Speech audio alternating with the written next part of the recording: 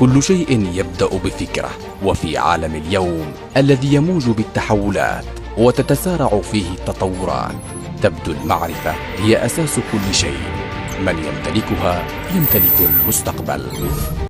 ولدت الفكرة مثلما يولد الضوء، في أرض حاضنة للثقافة والمعرفة زرعت، ومن معين الإبداع ارتوت، وبإسهامات ذوي الخبرة والمهارة أصبحت منارة إلهام وقصة نجاح يعرفها الجميع. البداية التي كانت خطوة في مشوار ال1000 ميل، نطمح أن نسير فيه معكم إلى النهاية. مشوار أنتم فيه الحاضر ونحن المستقبل.